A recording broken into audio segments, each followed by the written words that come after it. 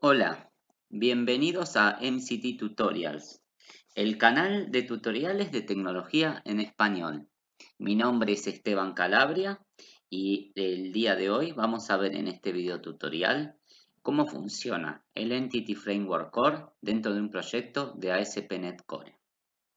Vamos a usar la estrategia de Code First, es decir, vamos a arrancar codificando las clases y a partir de ellas se generará la base de datos, en nuestro caso utilizando un motor Microsoft SQL Server. En mi computadora tengo instalado un SQL Server Express. Para este video tutorial voy a utilizar la línea de comando, voy a arrancar con un proyecto, voy a generar una carpeta.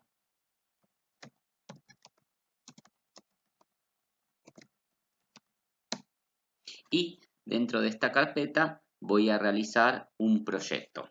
Para eso voy a usar la herramienta de la línea de comando de .NET Core, que es el compilador .NET. Voy a hacer una aplicación nueva de MVC, cuyo nombre va a ser MCT.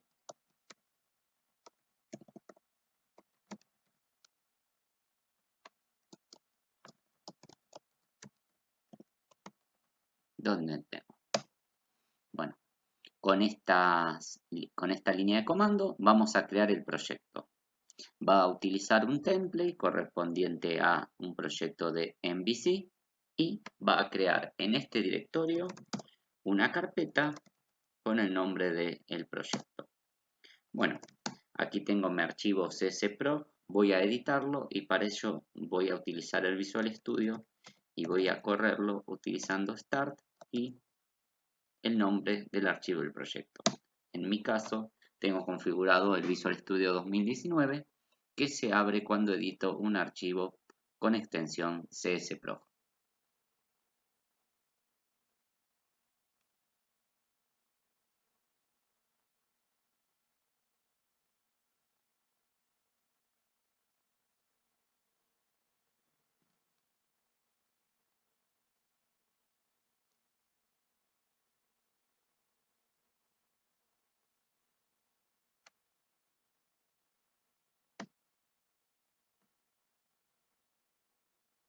Una vez que cargue el proyecto, voy a cargar en el mismo, voy a referenciar las librerías del Entity Framework Core. Para ello, puedo hacerlo desde el Visual Studio utilizando el administrador de paquetes NuGet como estamos acostumbrados, botón derecho, Manage NuGet Packages, pero en mi caso lo voy a ejecutar desde la línea de comando. Voy a hacer .NET add package y voy a hacer el Microsoft.entity framework core.sql server.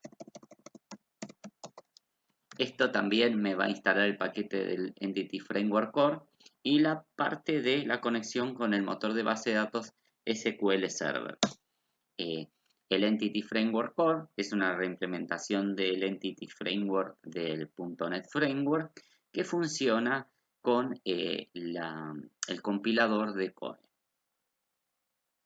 Tiene algunas diferencias, como por ejemplo no tiene el soporte para los archivos con extensión EDMX donde uno genera el modelo, y en este video tutorial vamos a arrancar utilizando Code First, es decir, que arrancamos desde las clases del modelo a partir de las cuales se va a inferir la estructura de la base de datos.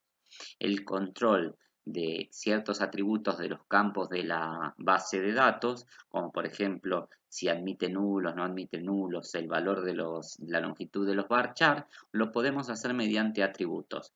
En este video tutorial no vamos a hacerlo por un tema de restricción temporal y para concentrarnos en una cosita puntual, pero bueno, sepan que se puede hacer de esa manera. Tal vez lo dejemos para futuros videotutoriales, la configuración de cómo hilar bien fino en cuanto al modelo que se genera en la base de datos. Bueno, voy a generar una clase, va a ser una clase persona. En este caso voy a generar Voy a generar dos clases en mi modelo para mostrar cómo maneja el tema de las relaciones. Todo eso igual se puede controlar con los atributos que se ponen entre corchetes arriba de las propiedades. Las propiedades vamos a incluir en cada objeto una propiedad ID que automáticamente, si tiene ese nombre, el Entity Framework sabe que tiene que generar una clave primaria. Voy a hacerle una propiedad nombre, una propiedad apellido y podemos ponerle, por ejemplo, una propiedad que es de tipo data, en que va a ser la fecha de nacimiento. Bueno, acá tenemos nuestra clase persona. Pues según la convención del Entity Framework va a generar una tabla con el mismo nombre y va a generar un campo para cada propiedad de nuestra clase. Eso es el mapeo que utiliza por defecto el Entity Framework Core. Bueno, voy a generar otra clase nueva. Por ejemplo, voy a agrupar las personas en un grupo, ¿no? Voy a hacer un grupo de personas, así tenemos una relación entre clases. Como dije anteriormente, vamos a tener que agregarle el ID y además del ID le voy a poner, no sé, un nombre y le voy a poner los integrantes. Yo la propiedad de las integrantes la voy a generar como virtual. En este caso con el .NET Core no estoy seguro si es necesario, como en el framework de .NET Framework, como el Entity Framework .NET Framework, pero lo hago para que genere el lazy loading cuando hago per grupo .integrantes que cargue la lista de integrantes de la base de datos. Voy a hacerle un constructor en el cual la lista de integrantes, acá lo voy a corregir, que tenía un error de tipeo, voy a generar una lista. Es una buena práctica generar las clases que tienen colecciones, las propiedades de tipo colección, de tipo eCollection en nuestro modelo del Entity Framework. Bueno, perfecto. Ya cuando tenemos vamos a suponer que nuestro sistema tiene esas clases, voy a agregar una nueva que es la del Entity Framework, que es el Data Context. El Data Context va a ser mi interfaz con la base de datos. Nueva clase y voy a generar mi base de datos. Tal vez si lo tuviera que hacer en este proyecto en otro contexto, este archivito lo incluiría en otra carpeta, pero para el ejemplo nos va a servir que esté desde acá o en cualquier lado. Bueno, para que esta clase sea mi contexto de datos del Entity Framework, tengo que hacerla heredar de dbContext y eso me va a implicar que tengo que agregar el using de Microsoft.Entity Framework Core. Recordemos que el Entity Framework Core es una reimplementación del Entity Framework para la parte de .NET Core. Bueno, voy a agregarle un constructor que va a recibir un context options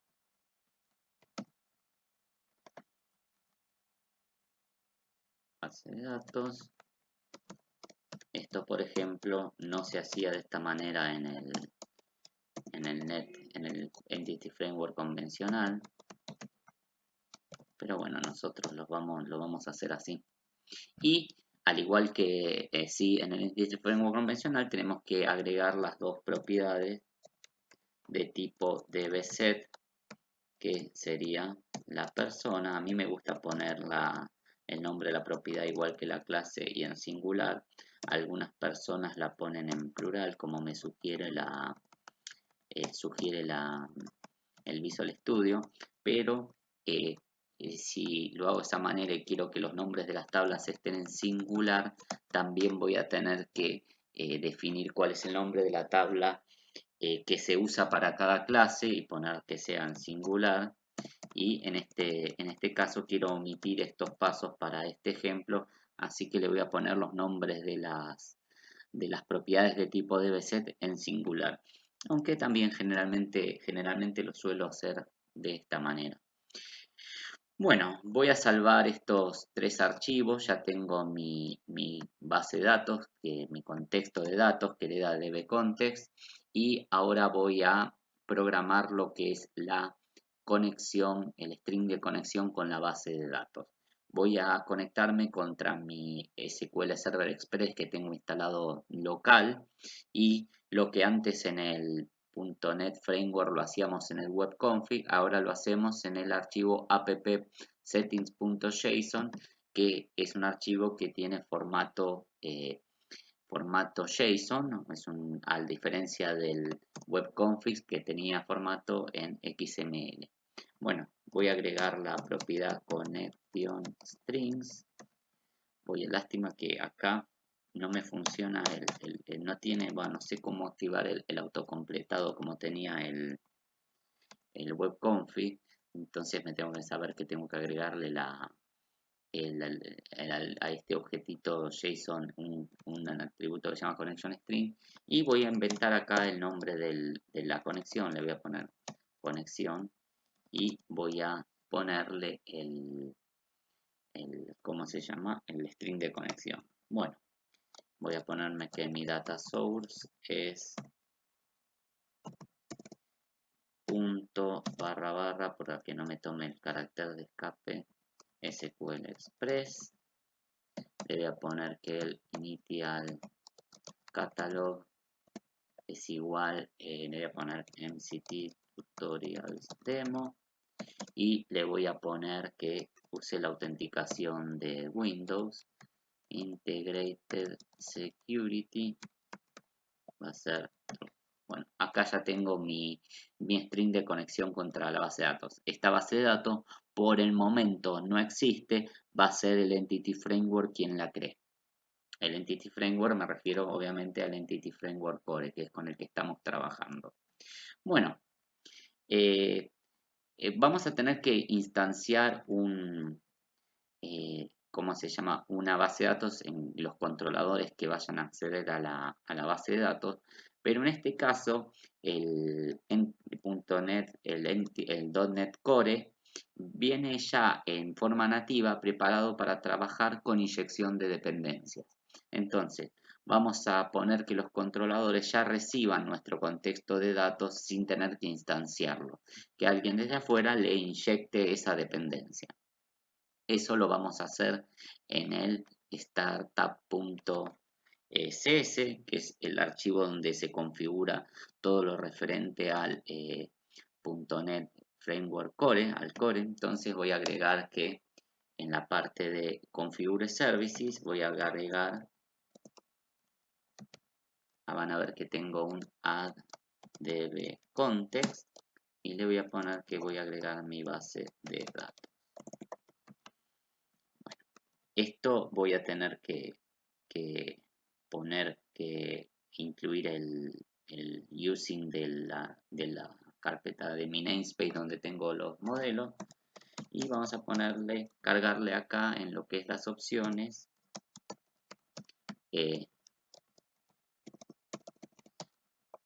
con qué base de datos nos conectamos. SQL Server no me lo está sugiriendo, pero yo sé que existe, y eso es porque tengo que agregar el using del Entity Framework Core.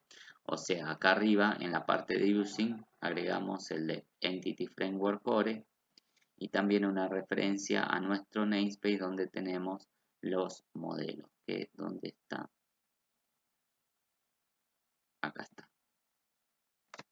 Bueno, muy bien. Acá iba a decir use SQL Server, y le voy a cargar, le voy a poner el string de conexión, que lo voy a leer del archivo app-settings.json. Para leerlo voy a usar el objeto configuration, que tiene el método getConnectionString y le voy a poner el mismo nombre que le puse en el appJSON, appsetting.json, que es conexión.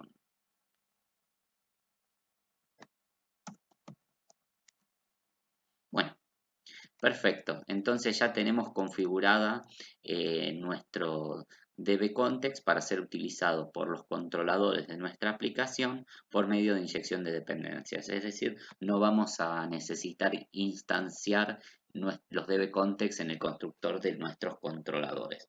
Ahora lo vamos a ver. Bueno, voy a generar un inicializador de datos para que le cargue a mi base de datos algunos datos por defecto. Voy a generar toda esa parte que tiene que ver con los datos, la base de datos. Lo suelo hacer en una carpeta que le pongo de nombre data. Y a esta carpeta data le voy a agregar una clase que la voy a llamar data initializer. Ahí está, data initializer, perfecto. Bueno, esta clase voy a generar unos datos por defecto. Voy a hacer que sea una clase estática y acá le voy a poner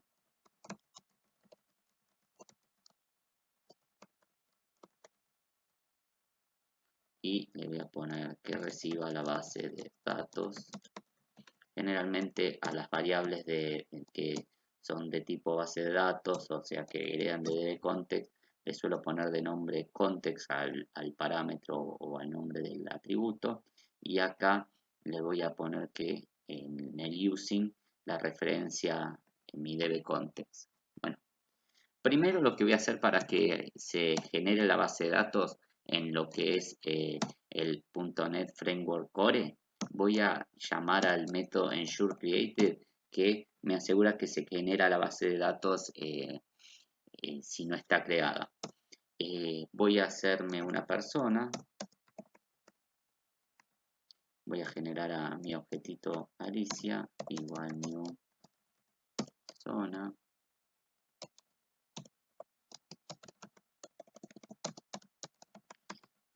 Nombre, apellido, Cooper. Fecha de nacimiento. No le voy a poner el ID porque voy a dejar que el motor de la base de datos se lo ponga.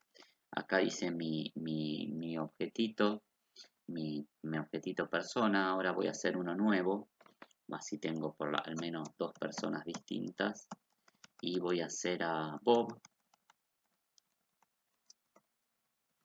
Voy a reemplazarle el nombre y el apellido. Bob, ¿qué apellido le ponemos? Bob Esponja. Y ahí voy a agregar a las personas a mi contexto. Persona.add.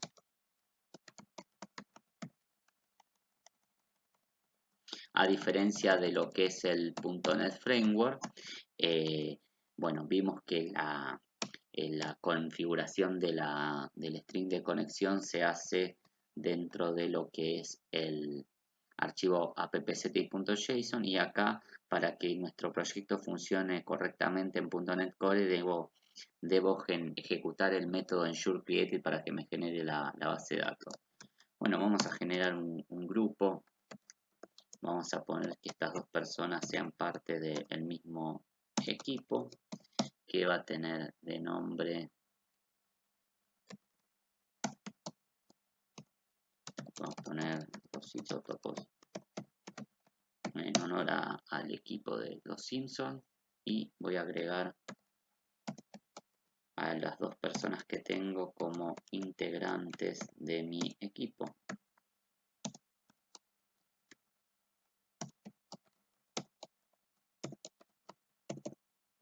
Bueno, acá me olvidé de llamar al método add.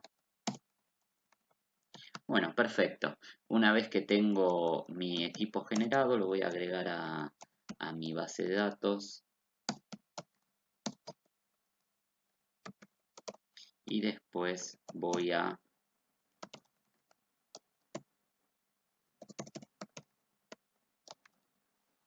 llamar al método SafeChanges para que todos los cambios que hice en mi código se reflejen en la base de datos. Perfecto, ya tenemos nuestro inicializador, lo vamos a ejecutar y para mostrarlo voy a ejecutarlo desde un controlador. Así de paso vemos cómo funciona el Entity Framework, la parte de la interacción entre el controlador y el contexto utilizando la inyección de dependencia que me provee el Entity Framework Core de forma nativa. Voy a ir a agregar un controlador. Este controlador lo voy a llamar Entity Framework Controller.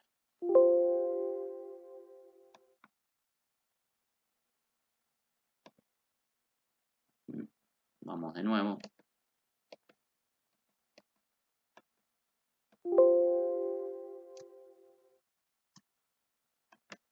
Ahí está, generando.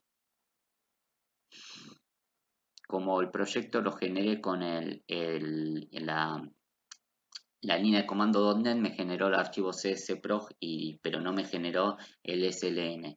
Entonces recién lo que quería hacer el Visual Studio era generarme el archivo SLN, por eso le voy a dar que lo salve, así no me tira de nuevo esa ventana emergente. Bueno, voy a generar este index, le voy a poner al método, voy a generar esta acción que se va a llamar inicializar. Ahora en un momento la voy a completar. Lo primero que le voy a agregar a este controlador va a ser un constructor. Y este constructor va a recibir, como dije anteriormente, por inyección de dependencia, mi contexto de datos. Este contexto de datos me lo voy a guardar localmente. Bueno, voy a generarme un atributo privado y voy a agregar los usings correspondientes que me están faltando. Bueno, este base de datos voy a agregarle que el using a mi namespace de mi modelo. Bueno, perfecto. Bueno, ahora sí, ya estamos casi terminando la inicialización, casi terminando este controlador. Faltaría llamar a mi inicializador para que genere la base de datos y cree mi set de datos por defecto que le codifique en mi inicializador. Para eso voy a hacer mi data initializer, que voy a tener que incorporarlo a mi lista de using, y como es estático directamente llamo al initialize y le paso el mismo contexto que recibí en el constructor por inyección de dependencia y en el cual me guardé en una variable privada del controlador. Bueno, en vez de devolver una vista voy a devolver directamente un content, ya que, y voy a ponerle, para si todo salió bien, los datos se han generado en forma satisfactoria. Bueno, perfecto. Ahora ya tengo mi controlador terminado. Voy a poner un breakpoint en esta línea para verificar que funcione en forma correcta. Bueno, voy a ejecutar mi proyecto y ver si funciona y si está todo correcto.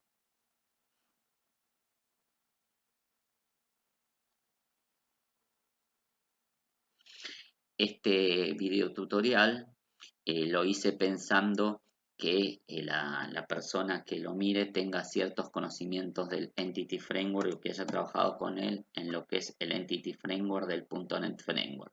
De todas maneras, el ejemplo es bastante claro y sencillo, de modo que si no tenemos experiencia con el Entity Framework del .NET Framework, se puede entender fácilmente cómo funciona el Entity Framework Core. Bueno, Entity Framework barra inicializar. El nombre del controlador sin la palabra controller y el nombre de la acción.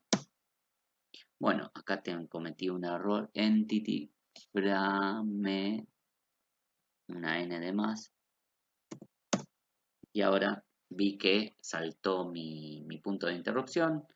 Voy a ver línea por línea el inicializador. Y acá, bueno, vamos a ver que cuando haga database ensure created, si todo es correcto, se va a demorar unos segundos porque, ¿cómo se llama?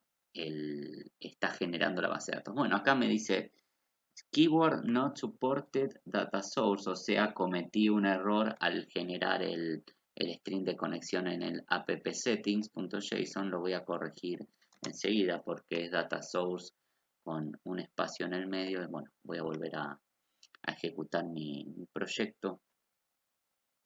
Ahora sí, barra entity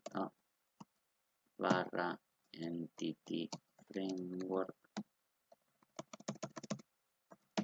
barra inicializar. Ahora sí, y si todo va bien, vamos a ver que se demora unos segundos. Bueno, otra vez initial no está, no lo soporta. A ver, que debo tener algún problema acá. Claro, otro error de tipeo. Inicial, puse mal. Vamos de nuevo. Y creo yo que la tercera es la vencida.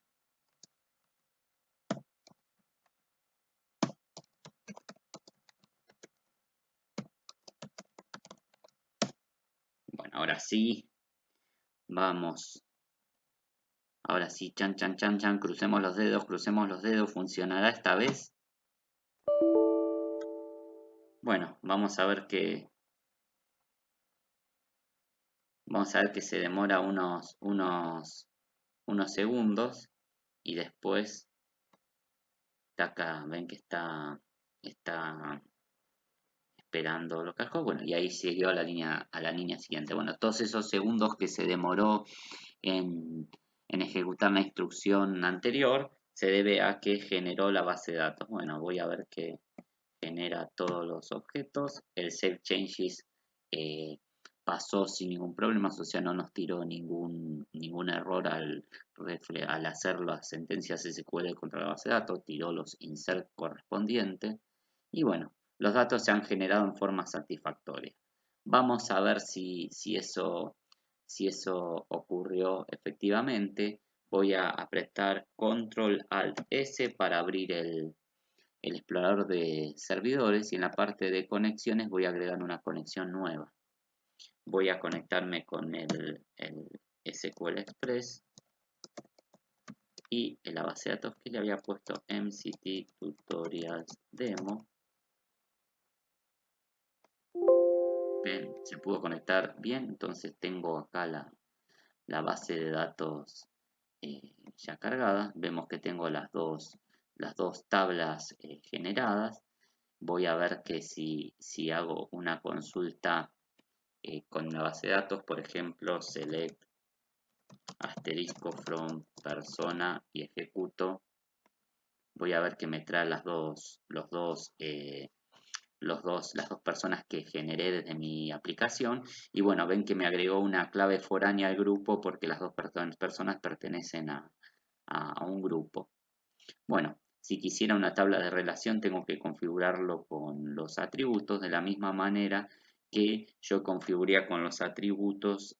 Por ejemplo, si veo la definición de la tabla, vamos a ver que el nombre y el apellido los puso como varchar max, tal vez es una exageración, y como null, como que admiten nulos, y generalmente yo no querría que admitan nulos estos atributos. Entonces, el siguiente paso sería decorar mis objetos de negocio con atributos, como por ejemplo le tenemos que poner acá require, y esto lo va a traer de el system.componentModel.dataAnnotation, y así yo describiría qué características espero de cada atributo, y eso se va a reflejar en cómo genera los campos la base de datos. Pero bueno, todo eso lo vamos a dejar para futuros tutoriales.